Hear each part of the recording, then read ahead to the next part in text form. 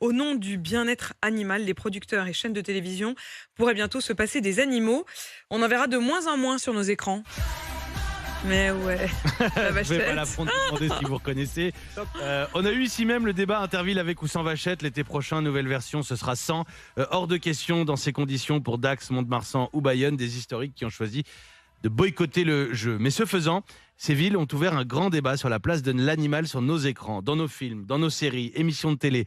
Elle est loin l'époque, Apolline, où Maïté assommait des anguilles avant de les cuire, comme celle des plateaux de Chavannes avec veaux, vaches, cochons sous les projecteurs des studios télé. France Télévisions demande d'ailleurs aux producteurs de limiter l'emploi d'animaux. C'est une première pour un groupe audiovisuel. Ce n'en est pas moins le fruit d'un long lobbying associatif, celui notamment de l'association antispéciste PAZ pour Projet Animaux Zoopolis, qui a sollicité les acteurs du secteur. Ils avaient milité, cette association, contre les cirques avec animaux sauvages. Vous reconnaissez cette Mais oui, musique-là ? les tigres. Célindra, tête de tigre. Voilà, si vous avez des enfants, il ne vous a pas échappé qu'il y a déjà plus de tigres à Fort Boyard. Après 33 ans de participation au jeu, les tigres ont quitté le fort au large de La Rochelle. Depuis 2022, les félins sont remplacés par des images de synthèse. Une loi de 2021 interdit les animaux sauvages sur les émissions de jeux ou de variétés.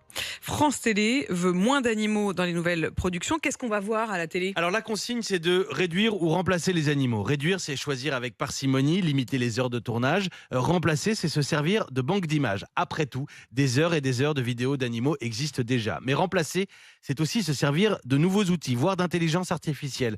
Prenons la version 2019 du Roi Lion, par exemple. Dans le Disney en prise de vue réelle, les animaux étaient créés en images de synthèse. Prouesse technique, on a mélangé des photos d'animaux et le jeu de vrais acteurs humains. Beyoncé, Donald Glover, entre autres, n'ont pas uniquement prêté leur voix, mais aussi leur jeu, leur mouvement, et le résultat est bluffant. Un nouveau Roi Lion est attendu pour Noël, là aussi garanti, sans vrais animaux. Est-ce que le public sera au rendez-vous si on remplace les vrais animaux par ce genre d'artifice ? L'opinion est désormais acquise au fait que les animaux n'ont rien à faire sur les plateaux, dit-on chez 30 millions d'amis. Pourtant, on voit encore beaucoup d'animaux sur nos écrans et c'est toujours un succès. Encore très récemment, Le Loup et le Lion 2021, alors qu'une jeune femme joue la comédie avec un louveteau et un lionceau. Réussite comme d'autres films du français Gilles Demestre, Le Dernier Jaguar, Mia et le Lion Blanc, les titres sont évocateurs. Comment imaginer ces films sans le travail des dresseurs ?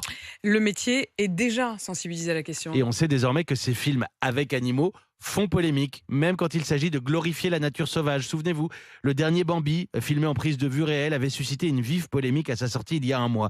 Même si on ne parlait déjà plus de dresseur, mais d'une coach animalière qui affirmait que les animaux étaient mieux traités que les humains sur le tournage.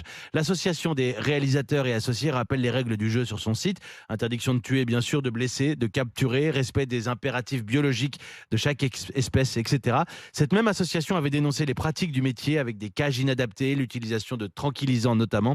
Aucun animal n'a été blessé ou tué par les besoins de ce film. Vous connaissez la phrase, un adage presque, c'est en fait la loi. Les explications de Mathieu Béliard, c'est tous les matins en direct à 7h50 et à tout moment en podcast.